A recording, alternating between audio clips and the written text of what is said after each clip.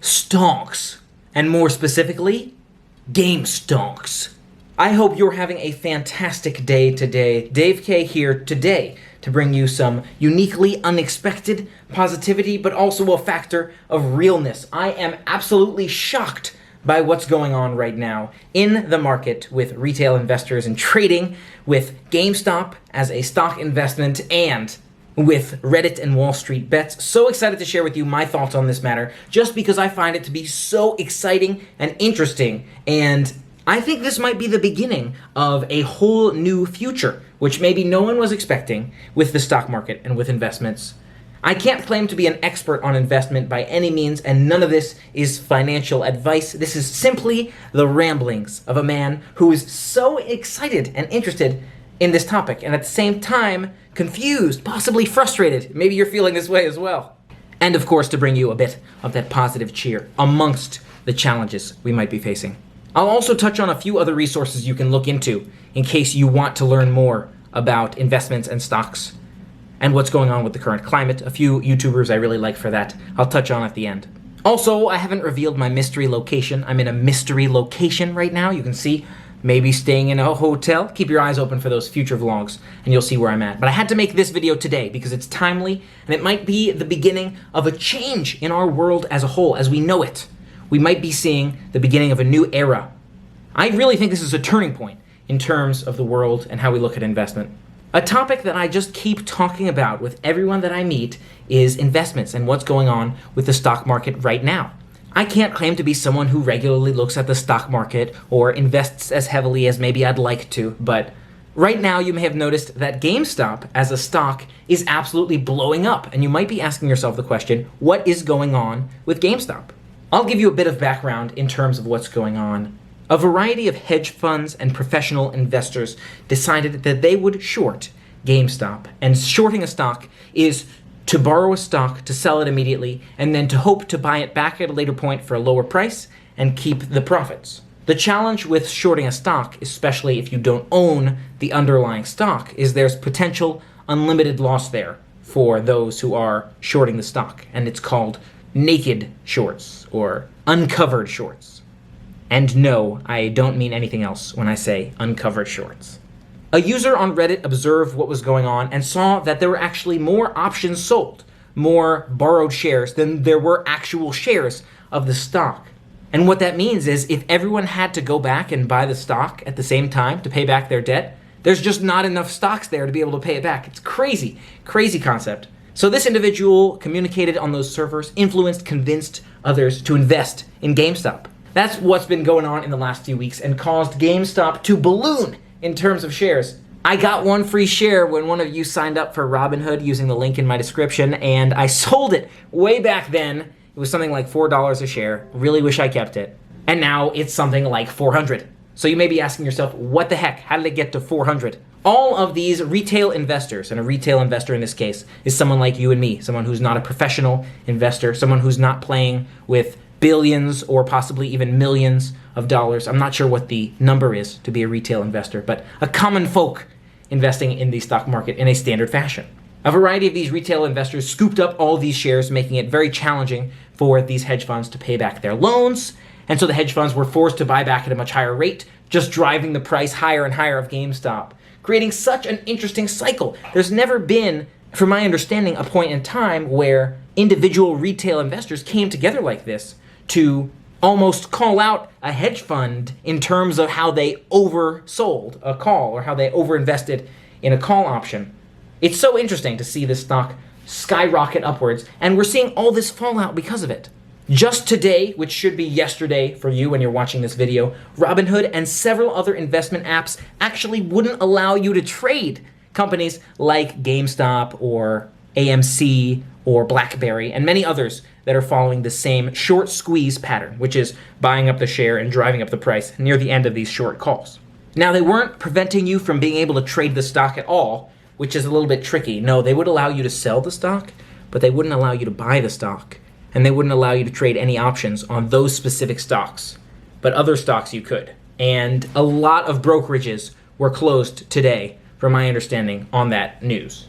I believe the only ones that were still allowing you to do trades on companies like GameStop and AMC were Fidelity and Vanguard. Those are really the only ones that I know of that I believe were open full day, full service for companies like GameStop and AMC. This is causing a lot of issues because individual investors, just like hedge funds, should have the ability to be able to make risky calls, to be able to make decisions like trying to create a short squeeze in the market. And it's unclear whether or not the shutdown of some of these brokerage platforms was due to something along the lines of not having the capacity, the bandwidth, or the money, the liquidity, in order to be able to transact on those orders, or if they were just trying to protect those hedge funds that make all the money and constantly are doing really well for some really wealthy people. It is such an interesting topic to follow, and I'm so excited to keep up with it and maybe dabble in it just a tiny bit. Again, can't claim to be an expert, but it's so interesting to see how this works. It's, in a way, reminding me of some of the infrastructure that existed previously on things like mortgage-backed securities. If you haven't seen the movie Big Short, I highly recommend Big Short. I loved Big Short. You've got some great actors in there, really great story told. I've watched it multiple times, and I'd love to see it again. But it reminds me of the Big Short in so many ways. I'm envisioning of this, we'll see something developed in our society that prevents, for example, naked short opportunities driving a company's valuation to a very low point. But a lot of people, and myself included, are very concerned about the approach that's being taken in order to mitigate the risk for these hedge funds. The truth of the matter is, I believe that if a hedge fund overshorts, makes a mistake like that, at the end of the day, they're responsible for taking the impact of that mistake. So you'll see several tweets out there by people like Elon Musk who are talking about this situation, which is crazy. It's getting news at a global, or at least countrywide scale. Absolutely amazing to see people from all kinds of parties and affiliations coming together on this topic. And I think many of us can see where they're coming from in terms of the fact that individuals should be able to trade freely. And I think maybe there's a question there in terms of the bandwidth of these applications not actually being able to support the transactions, but it almost seems like there's something else at play trying to protect these hedge funds from losing all these funds in a way that's not necessarily fair to retail investors who are also taking on a high level of risk to see if they can make this short squeeze happen. It's such an interesting concept. To me, I feel like it's so crazy and interesting to try to understand all that's going on with this. Which takes me to another point. Have you been keeping up with this at all? And if not, are you interested in learning more? Let me tell you about a few of the people who I really enjoy watching, who seem to have a lot of knowledge and a lot of expertise in this matter. I have seen a lot of tweets on Twitter that explain short options, explain what's happening here, and talk you through some of the logic in terms of what's going on with some of those organizations that have prevented individuals from trading these retail trades in these stocks, which again may be due to the bandwidth, the liquidity, the size of some of these individual brokerages. Because if you think about Fidelity, Vanguard, those are the big ones. They can probably support a huge bandwidth of trades, whereas maybe companies like Robinhood can't. In addition to Twitter, because Twitter is very open-ended. We don't know who to follow on Twitter. And honestly, it seems to be all over the place. I'm just browsing and occasionally finding someone. Someone I love to watch on YouTube who seemed very knowledgeable on the topic is Graham Stephan. He does a lot of investment videos, mostly talked about real estate in the past, but we'll talk a lot about these hot subjects, like what's going on right now with GameStop and a lot of these other stocks. He gave a great analogy talking about turkeys. Sorry, Graham, I'm going to borrow your example just in case people want to get a clearer picture. But check out Graham's video in case you haven't seen that, giving you a clearer picture of exactly what's going on in this scenario. It's like the hedge funds promised they're going to throw the biggest Thanksgiving party ever, and then a bunch of individuals went out and bought all the turkeys so the hedge funds couldn't use it. And then they offered to sell the turkeys to the hedge funds, but only for $1,000 a turkey. And so it forced the hedge fund to pay all this extra money for the turkeys, therefore making them spend all their money and potentially declaring bankruptcy.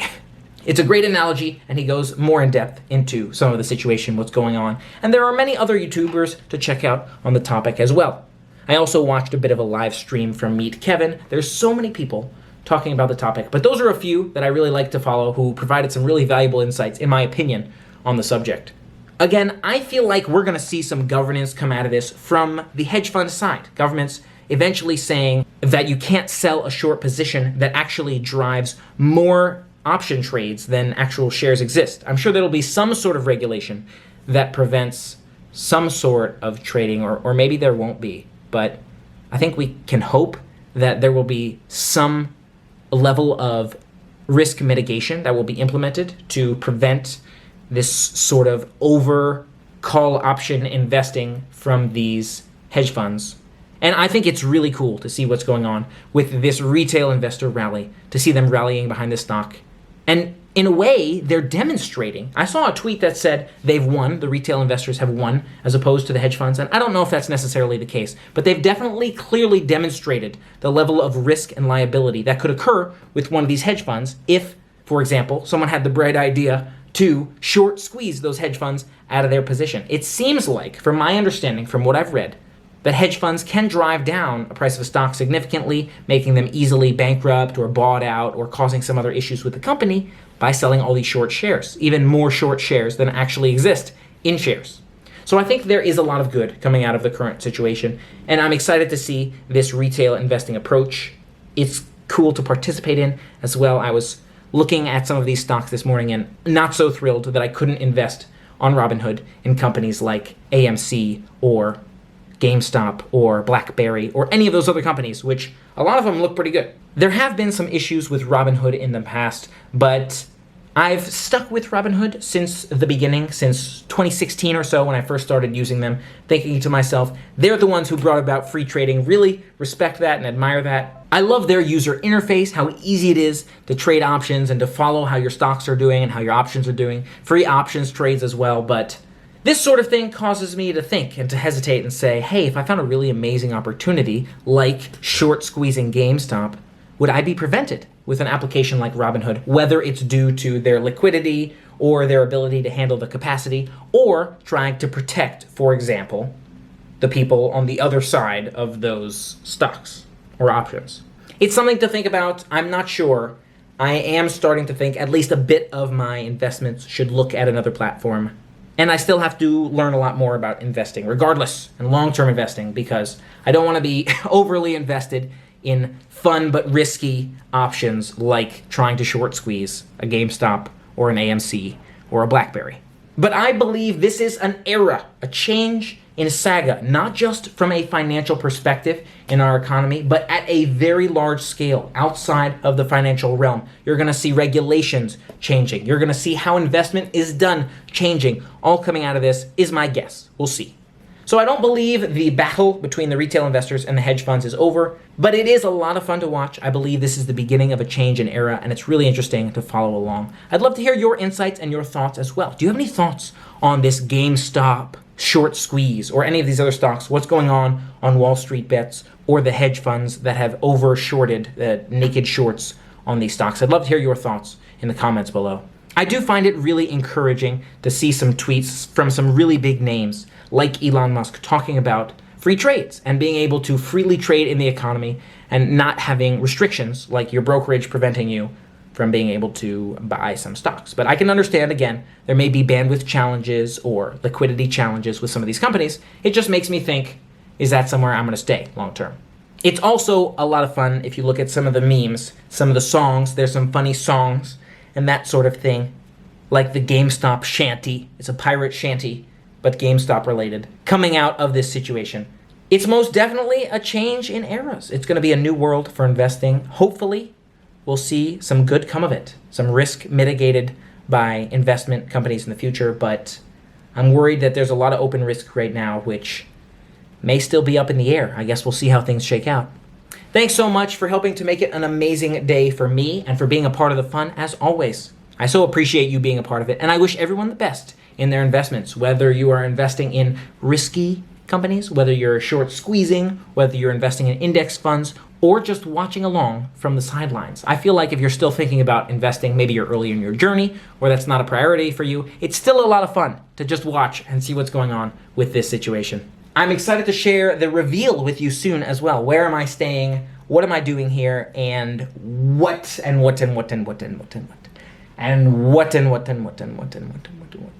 Thanks so much for helping to make it an amazing day, and don't forget to make your day amazing as well. Make sure you hit that subscribe button and ring the bell to stay informed of future adventures, and keep that smile on, no matter what you do. If you are still thinking about using Robinhood, I believe I still have the link to Robinhood to get those free stocks in the description of my video. And if you are off Robinhood or you use other platforms, which ones are your favorites? And why are those ones your favorites? What do you like about them? I was looking at a variety of different platforms. I think there's some advantage to me having some investments in multiple platforms just for pros and cons. For example, in this situation, I think Robinhood's got a nice user interface, and I think a big investment firm like a Fidelity might have the ability to take on these huge bulk orders when things like this happen in the future. Who knows? Thanks so much for being a part of the fun with me. Keep your eyes open for weekly videos lately. Hope you've been enjoying those. Monday, Wednesday, Friday is the norm. And until next time, play on. I think this might be the start of a whole new future we're not anticipating with the stock market. Really interested to share my